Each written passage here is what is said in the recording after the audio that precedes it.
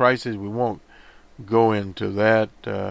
Inflation dynamics models used to describe and predict inflation commonly distinguish between changes in food and changes in food and energy prices when entering into total inflation movement in the pace of other goods and in the prices, of goods and services.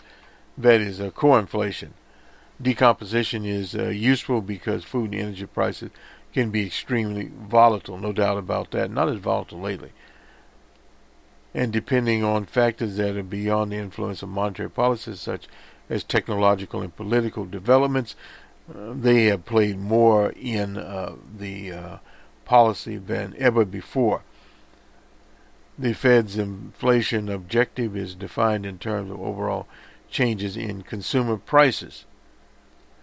What then the determinant of core inflation? Recalling, let's first focus on these fluctuations before turning to the trend. Economic theory suggests and empirical analysis confirms that such deviations of inflation from trend depends upon partly on the intensity of resource utilization in the economy as approximated, for example, the gap between actual unemployment rate and its so-called natural rate, by the shortfall of actual domestic gross national product from potential output relation, which is likely reflected, among other things, a tendency for firms' costs to rise as utilization rates increase, represented as an important channel through which monetary policy influences inflation over the medium term, although in particular the inflation is modest and gradual movement in certain types of input costs, particularly change in price import goods. And we'll probably have to come back to this because it is very, very long. Policy implications, assuming that my reading of the data is correct, and long-term inflation expectations are fact anchored near the pre-recession levels, which indications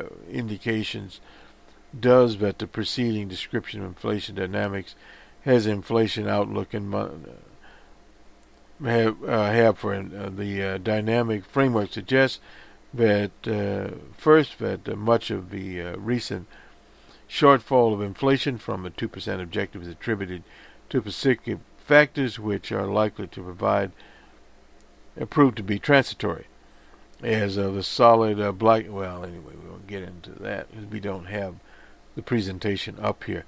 The labor market has achieved considerable progress over the 7 months. This is basically what she has said in other news conferences. The economic outlook, of course, is highly uncertain and is conceivably, for example, that inflation could remain appreciably below the 2%, and they point to Japan's history of deflation here. In conclusion, let me emphasize that the following dual mandate established by Congress: the Federal Reserve is committed to the achievement of maximum unemployment and price stability. Most FOMC participants, including myself, currently anticipate that achieving these conditions will likely entail an initial increase in the federal fund rates later this year, followed by a gradual pace of tightening thereafter.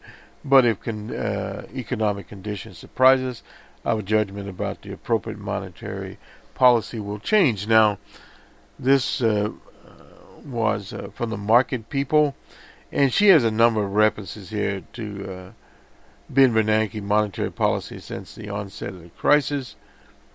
This is what he delivered at Jackson Hole. We'll be referring back to some of these, so never fear. We'll get to them. And let's see, we have not sure how much time we'll have to skip to some of the other items we had on tap here. We had a number of things, and we won't get to that. I think what we'll do we'll get a supplemental program where we'll get into some more of these, and perhaps we'll see if we can do some show notes and get that part done.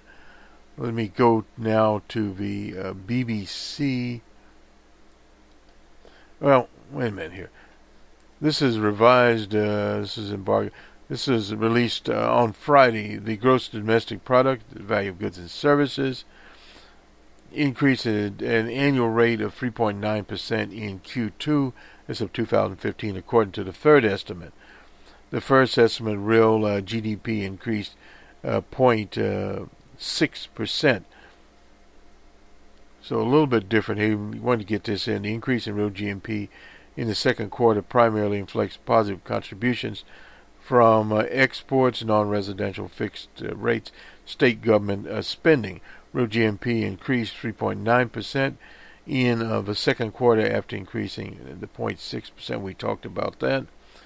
Real gross domestic income, the value of costs incurred and the income earned on products and services in the national economy, increased 0.7% in Q2 compared with 0.4% in Q1.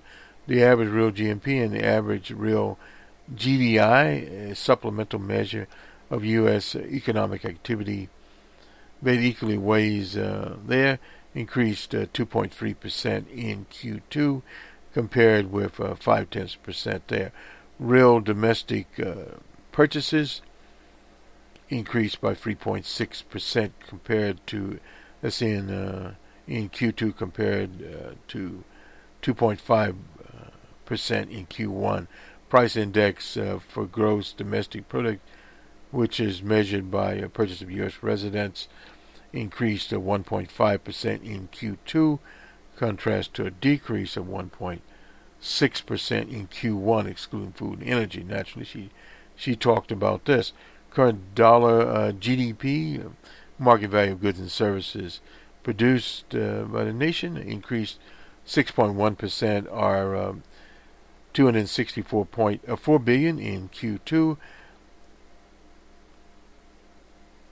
to a level of 13.7 billion in Q1. Current dollar GDP increased 0.8% of 33 billion. So some things were revised upward here. The annual estimate, the first was 2.3. This is for GDP, up to 3.9. In the third estimate, it was 2.7 in the second estimate. And the current dollar GDP is 0.44. First, 0.59 and 0.61 in the third estimate. Real GDI, 0.7%.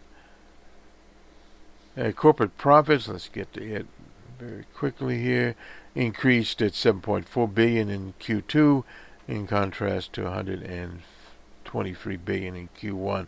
Profits of domestic financial corporations at 34.6 billion in Q2, in contrast to 23.4 in Q1. Profits of domestic non-financial corporations increased 24.3 billion, in contrast to a decrease of 70.5 billion in Q1. Rest of the world component increased to 11.4 billion, in contrast to a decrease of 29 billion. That would be in Q1. This measurement is calculated the difference between receipts to the rest of the world and payments to the rest of the world. In second quarter, receipts increased at 24.9 billion. Payments increased at 13.4 billion.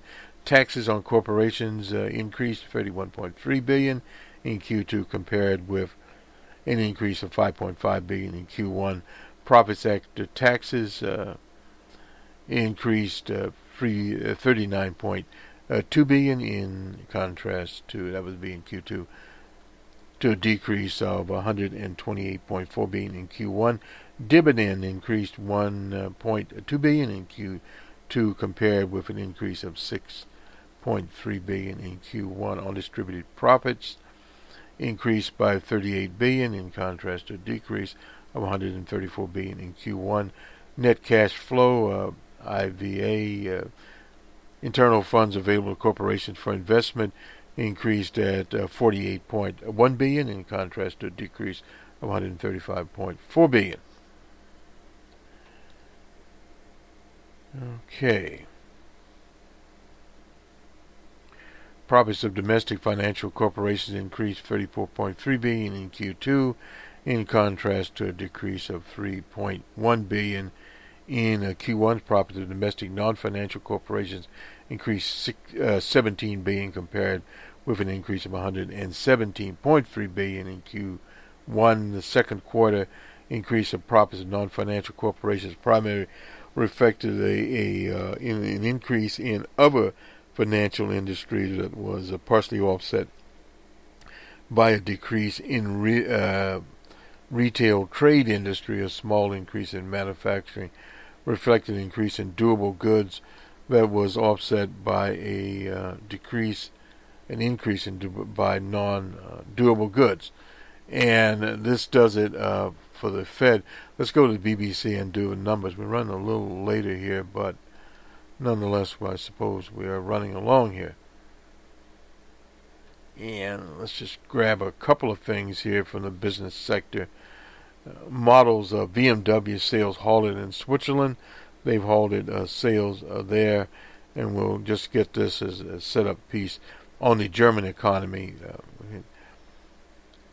The move could affect 180,000 cars. This is the Euro 5 emission category. And this story continues to expand. 11 million BMW automobiles affected nationwide. And 6.5 billion euros set aside by BMW. Potential fines of 18 billion. And they are the number one global car maker. Vehicles that had 1.2 liter, 1.6 liter, and 2 liter diesel engines, including the Audi, the seat, and could be affected. The Swiss authorities have set up a task force there. German, and this is some of the actions here.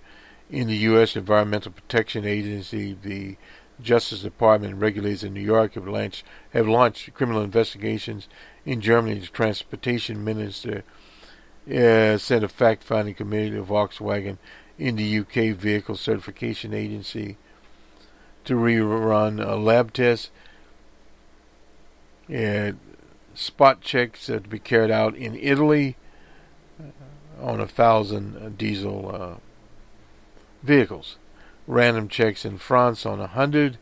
In South Korea to investigate 400 to 500 Jetters, Audis, A1s, etc. Canada, the environmental agencies, 10,000 Volkswagens there. And in Norway and India are opening fraud investigations. So the EPA finding 482,000 cars in the U.S. only, including VW manufactured Audi, Jetta, etc. Various models here. So this is the UK. Let's move to the markets now, and as we wind down the program, we will try to get some supplemental information here off of Chair Yellen. Do the best we can on that.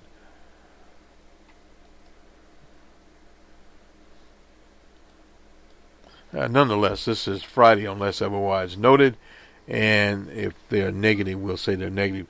The FTSE was, we'll do FTSE all shares at 75.11. In Amsterdam, they were at 12.94. The DAC at 260.89.